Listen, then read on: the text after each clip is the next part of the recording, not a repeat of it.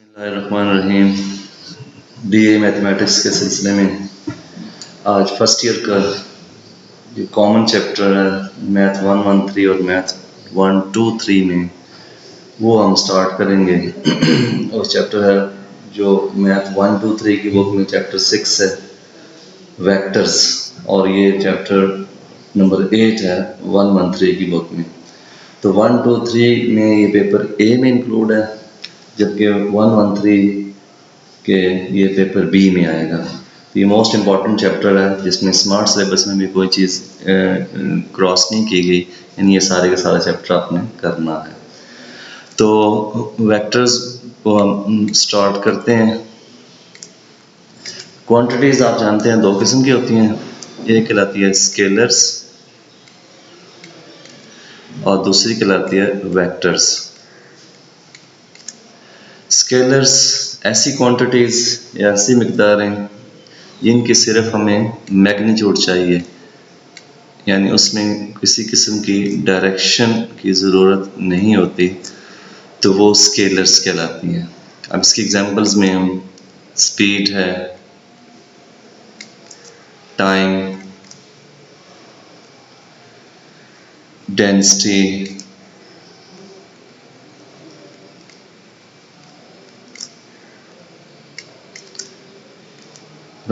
Volume etcetera, तो ये सारी क्वांटिटीज़ क्या कहलाएंगी? स्केलर्स कहलाएंगी। अच्छा, वेक्टर्स के अंदर एक तो उसकी मैग्नीट्यूड चाहिए हमें होती है,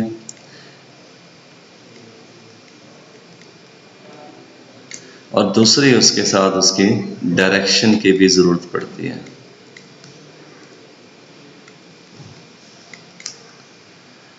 तो ऐसी क्वांटिटीज जिसको अंडरस्टैंड करने के लिए हमें मैग्नीट्यूड के साथ साथ डायरेक्शन की भी ज़रूरत पड़े, तो ऐसी क्वांटिटीज वेक्टर्स कहलाती हैं। इसकी एग्जांपल्स में वेलोसिटी, एक्सेलरेशन, डिस्प्लेसमेंट। आपने इसके साथ एक चीज़ होती है डिस्टेंस। डिस्टेंस जो होता है वो स्केलर क्वांटिटी होता है, जबकि डिस्प्लेसमेंट जो है वो वेक्टर क्वांटिटी होता है।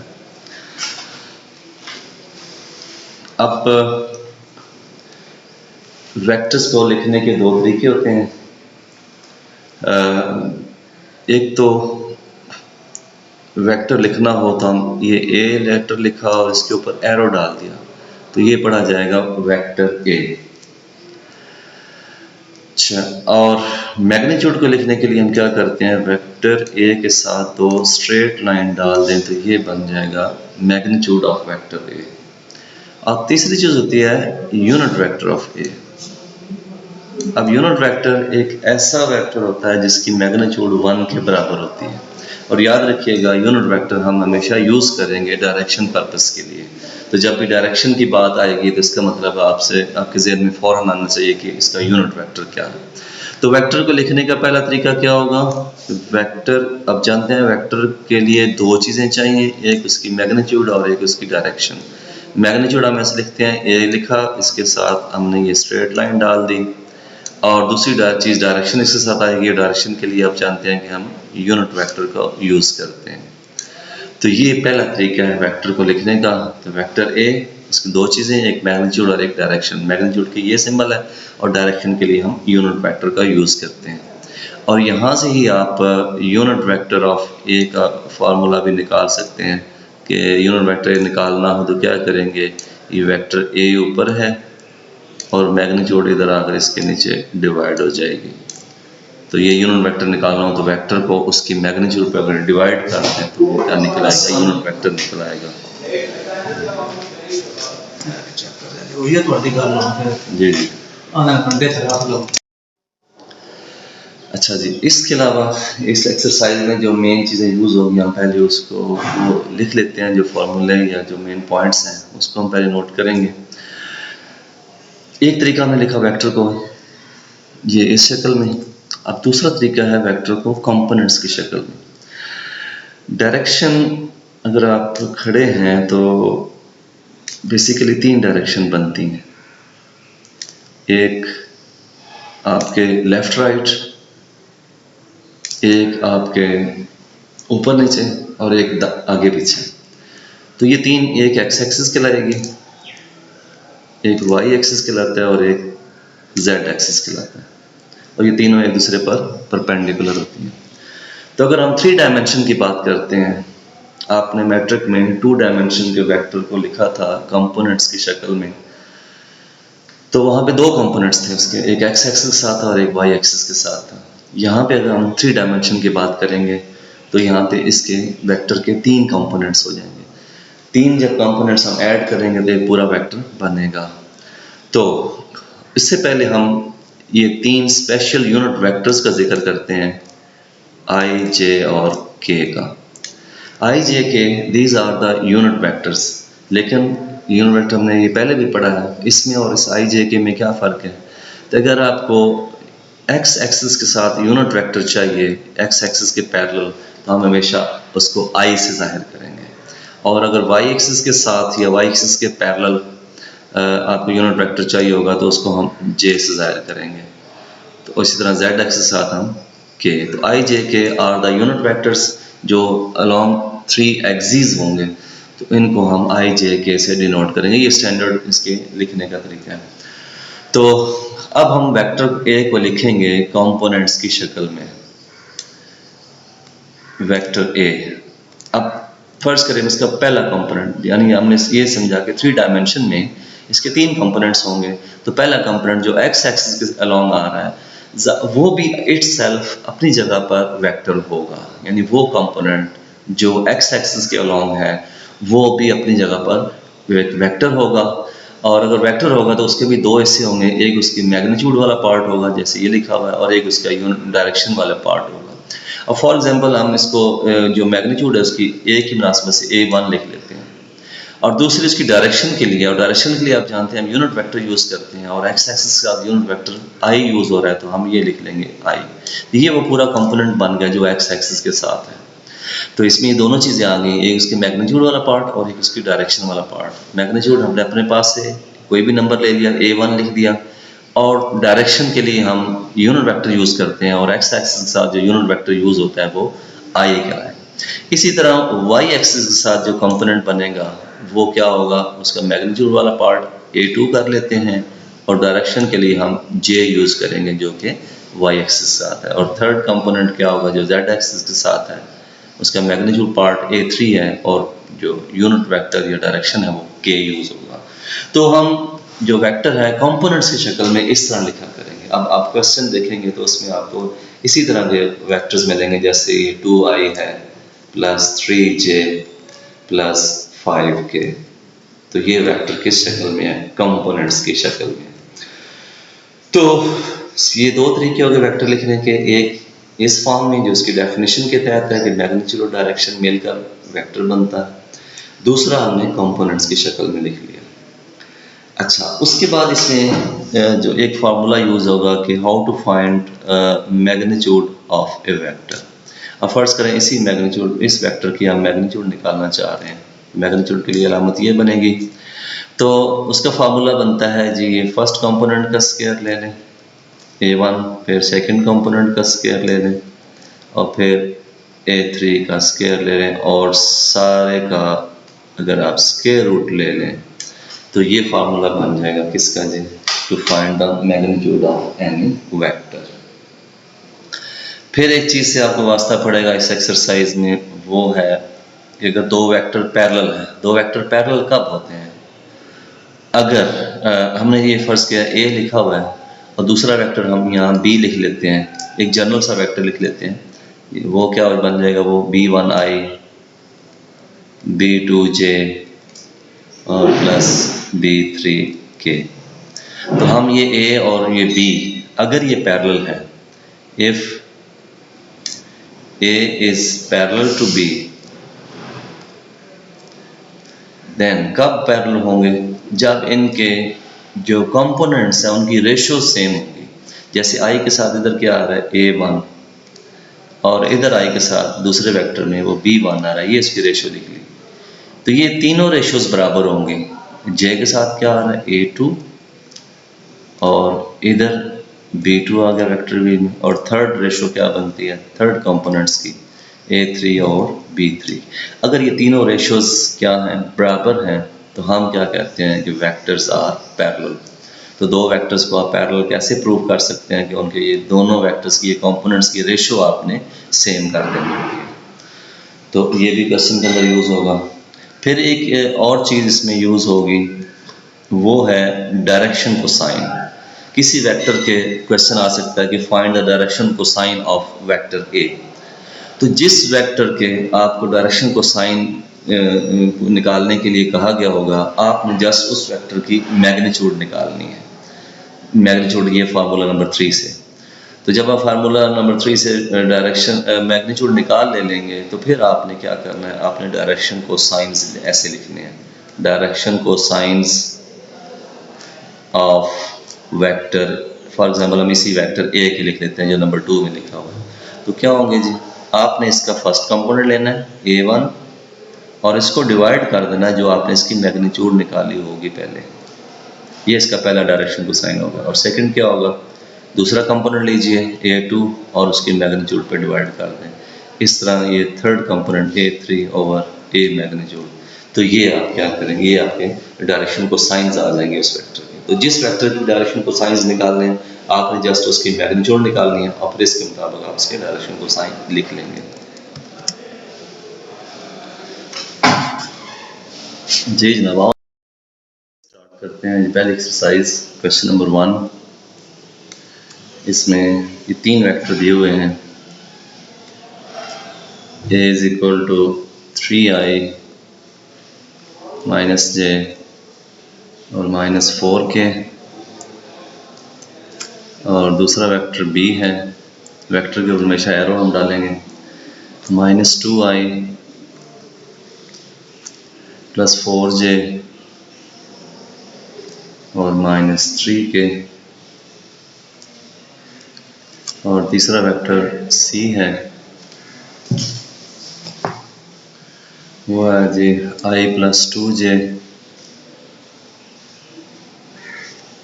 Minus k। ये तीन वेक्टर्स गिवन है। क्वेश्चन ये है कि find a unit vector parallel to 3a minus 2b plus 4c। आपने यूनिट वेक्टर निकालना है किसकी डायरेक्शन का, वो है 3a minus 2b plus 4c। इस वेक्टर का यूनिट वेक्टर आपने फाइंड करना है। तो आप जानते हैं कि यूनिट वेक्टर का फॉर्मूला क्या था, हमने यूनिट वेक्टर निकालना हो ए का यूनिट वेक्टर, तो वेक्टर ए को इसी की मैग्नीट्यूड पर हम डिवाइड करते हैं।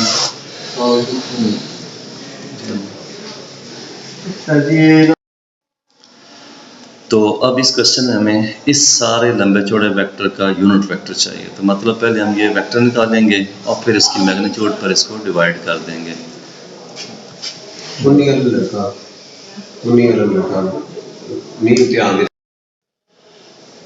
तो सबसे पहले हम ये वेक्टर फाइंड करेंगे। तो ये कैसे फाइंड करेंगे, 3 इंटू ए, ये ए बी सी तीनों वेक्टर्स की जो वैल्यूज वो दर्ज कर दें।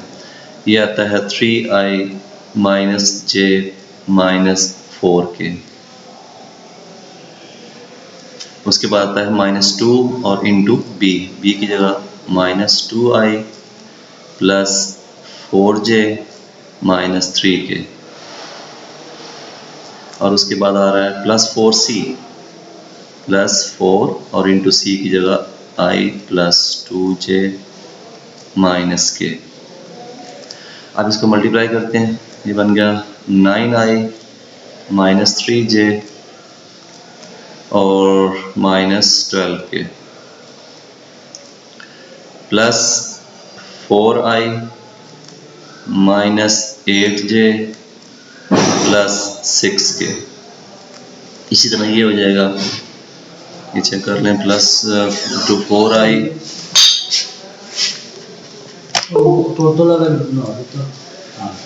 प्लस 4i माइनस 8j और प्लस 6k, ठीक हो गया। और अब इसको 4 से मल्टीप्लाई किया, 4i plus 8j minus 4k।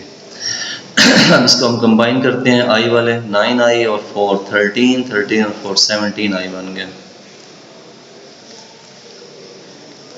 जे वाले -3 और -8, -8J और +8J तो कैंसिल हो गया, बाकी बच गया -3J। के वाले कितने हैं, -12Y और -4 -16I, सॉरी के वाले -12 और -4 -16 और 6 प्लस के माइनस कर दें तो -10K। ये हमारे पास ये वेक्टर बन गया और इस वेक्टर 3A - 2B + 4C, इसका हमने अब फाइंड करना है यूनिट वेक्टर। तो अब इस लंबी चौड़ी रकम के बजाय इसका हम नया नाम रख लेते हैं वेक्टर D। अब आसान ये हो गया कि हमने D का यूनिट वेक्टर निकालना है। तो D यूनिट वेक्टर क्या होगा, इसका फार्मूला बन गया vector D over its magnitude. अब जस्ट हमने इस D की मैग्नीट्यूड फाइंड करनी है। यह आएगा, मैग्नीट्यूड का फार्मूला लगाया 17 का स्क्वायर प्लस -3 का स्क्वायर और प्लस -10 का स्क्वायर और इसका होल अंडर रूट।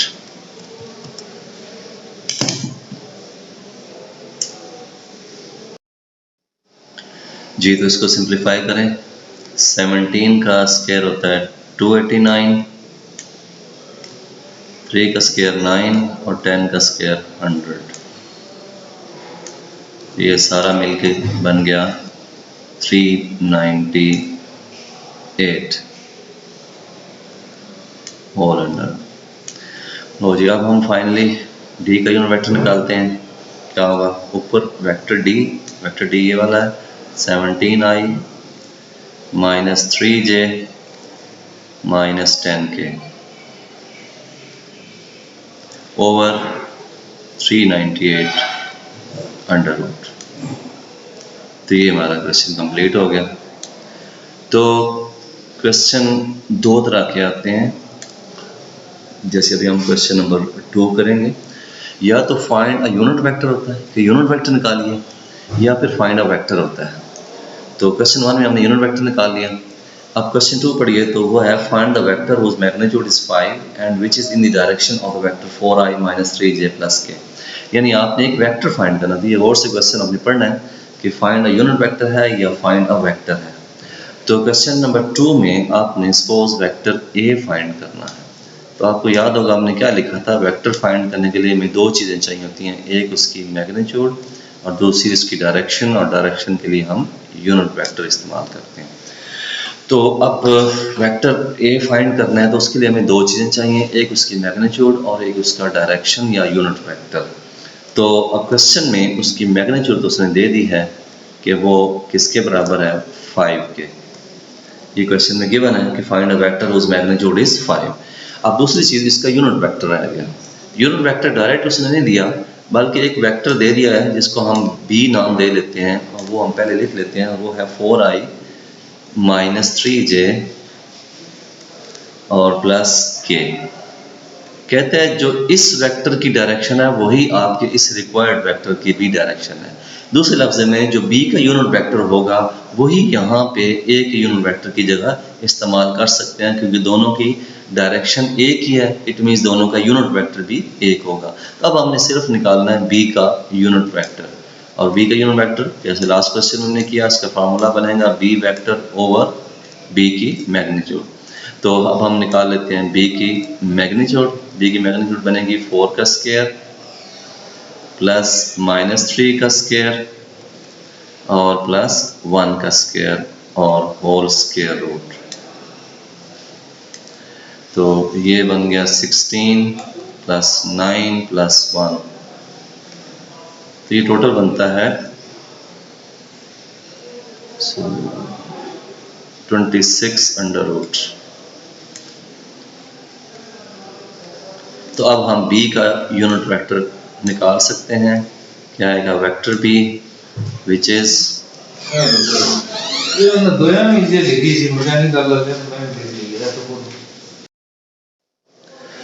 तो ये है 4I - 3J + K over 26 under root.